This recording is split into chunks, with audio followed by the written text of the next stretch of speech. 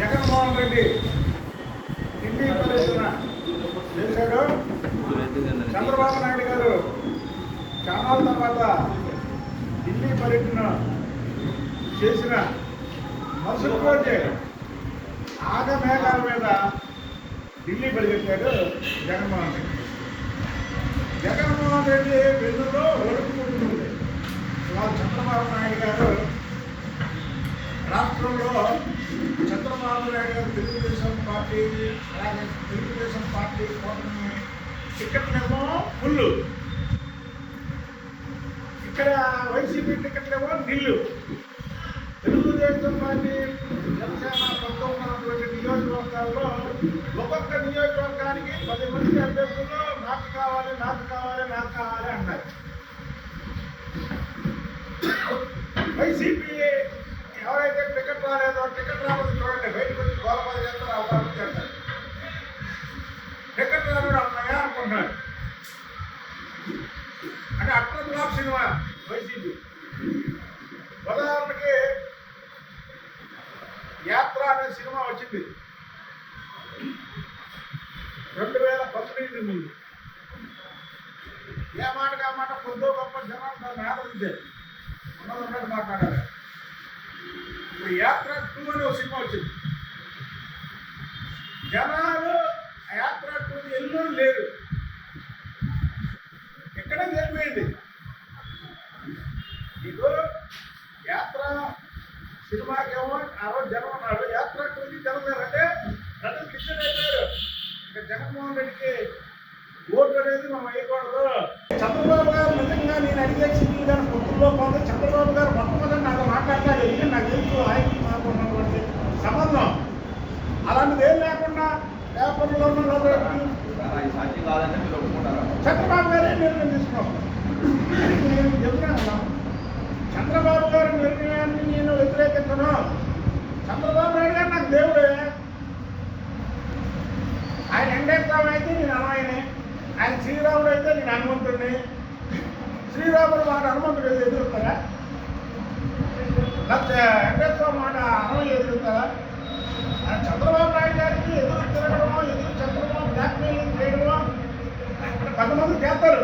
ఆయన మంచితనాన్ని చూసి అది కూడా చెప్పారు. నేను మొన్న ఈ రాష్ట్రంలో ఎవరికన్నా ఎక్కడన్నా ఎందుకైనా ఎలాగైనా టికెట్ రాని పక్షంలో ఆయన్ని ఎవరన్నా మాట్లాడితే మాత్రం ముందుగా ప్రసక్తే లేదు.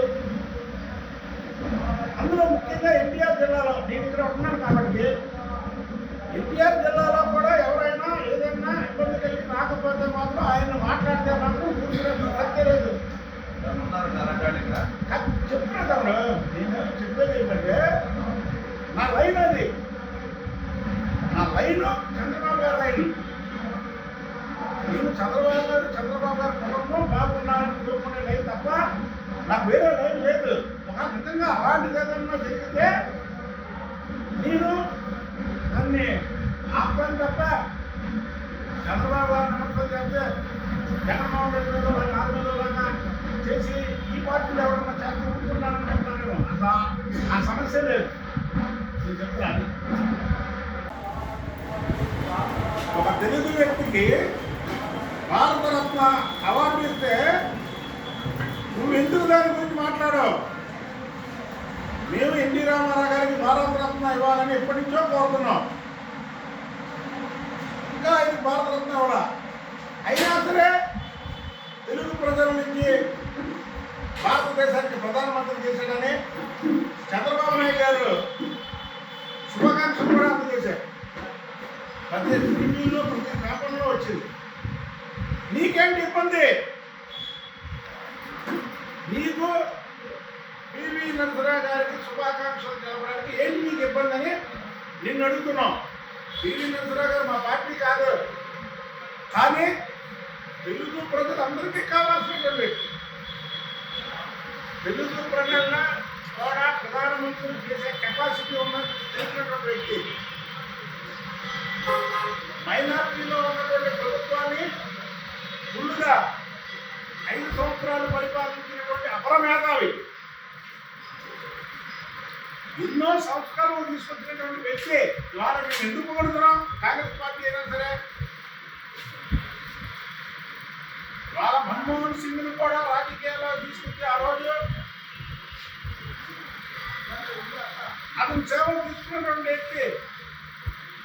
గురించి మాట్లాడడానికి మీకు నోరు రావట్లేదంటే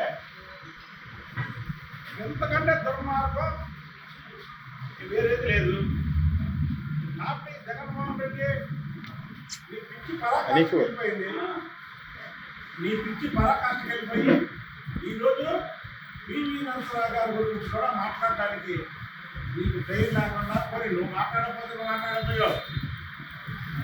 నువ్వు ప్రెస్టేషన్ ఉన్నావు డాక్టర్ మోడీ గారు చూసేదానికి ఏది కనబడుతుంది. ఈ కార్యక్రమం సెక్యూరిటీ గార్డు కార్యక్రమం అది పక్కన పెడితే అలాగే జగన్మోహన్ రెడ్డి చోట్ల పట్టి అక్కడికి వెళ్తూ అక్కడ నరేంద్ర మోడీ గారు ఏ వార్నింగ్ ఇచ్చారో ఏమో కానీ బయటకు వచ్చి ప్రెస్టేషన్లో ఒక ముఖ్యమంత్రి హోదాలో ఉన్నటువంటి వ్యక్తి అతని కారెక్కకుండా సెక్యూరిటీ గార్డులు కారెక్కుతున్నాడంటే జగన్మోహన్ రెడ్డి నీకు అసలు మెదడు ఉందా లేదా అనేది నాకు అర్థం కావట్లా. ఎవరైనా సరే మన కార్యక్రమాన్ని సెక్యూరిటీ గార్డు కాడెక్కుతారా అంటే ఆఖరికి జగన్మోహన్ రెడ్డికి మైండ్ పోయి లోపల మోడీ గారు మరి ఏమన్నారో ఏమో కానీ ఆ దెబ్బకి మైండ్ పోయి బయటికి వచ్చి వేరే కారు ఎక్కడమే కాకుండా వేరే కారు ఎక్కుతుంటే సెక్యూరిటీ గార్డులు ఈ కారు కాదు బాబు ఆ కారు ఇది నీ మైండ్ దొబ్బింది అని దెబ్బలాడి పంపించారు సెక్యూరిటీ. ఇంకొక విషయం ఏంటంటే భారతదేశానికి తొలి తెలుగువాడు ప్రధానమంత్రి చేసినటువంటి వ్యక్తి పివి నరసింహరావు గారు. ఆయన కాంగ్రెస్ పార్టీ ప్రధానమంత్రి అయినా ఆయనకి అన్ని పార్టీలు కూడా భారతదేశంలో ఆయన గౌరవంగా తీసేవారు. అలాంటి గౌరవం గల వ్యక్తికి భారత రత్న ఇస్తే అందరూ దాన్ని హర్షాలు వెల్లపించారు, శుభాకాంక్షలు తెలియజేశారు. ఆయన ఉన్నా లేకపోయినా వాళ్ళ పిల్లలకు చెప్పారు, పవన్ కళ్యాణ్ గారు పివి నరసింహరావు గారికి భారతరత్న గురించి హర్షం వ్యక్తం చేయడానికి టీవీ ఛానల్ వారు అతను అడిగితే విజయసాయిరెడ్డి చెప్పాడా? విజయసాయిరెడ్డి స్థాయి అంటే నా స్థాయి కాదు విజయసాయిరెడ్డి స్థాయి అని పివి నరసింహరావు గారికి మరొకసారి అవమానం జరిగింది. వీళ్ళ తండ్రి వైఎస్ రాజశేఖర రెడ్డి కడపలో ఆ రోజు కోట్ల విజయభాస్కర్ రెడ్డి ముఖ్యమంత్రిగా ఉన్నప్పుడు పివి నరసింహరావుతో మీటింగ్ పెడితే చెప్పులు ఇచ్చినటువంటి వైఎస్ రాజశేఖర రెడ్డి అంతకంటే దారుణమైన పరిస్థితి ద్వారా వెళ్ళి లోగోలు పెట్టి ఆయన గురించి ఒక తెలుగువాడికి అది చనిపోయిన వాడికి భారతరత్న ఇస్తే కష్టం అంటే ఓకే. ఆయన చనిపోయి ఏ లోకాన్ని ఉన్నాడు, ఆయన మీద కూడా కక్ష సాధింపు చేసే మనస్తత్వం గల జగన్మోహన్ రెడ్డి లాంటి వ్యక్తులు ఉన్నారంటే ఏదంటే చీకొట్టాలి. ఓటు ద్వారా కాదు అసలుకి ముందే రాయి దిగ్గేసిన పరిస్థితి. ఏ పివి నరసింహరావు గారి గురించి రెండు మాటలు చెప్తే నీ సొమ్ము ఏమైనా పోయిందా? నువ్వు ఇసుకలో దోచుకున్న డబ్బులు ఏమైనా పోతాయా? నువ్వు మందులో దోచుకున్న డబ్బులు ఏమైనా పోతాయా? నువ్వు రాష్ట్రంలో దోచుకున్న భూములు ఏమైనా పోతాయా?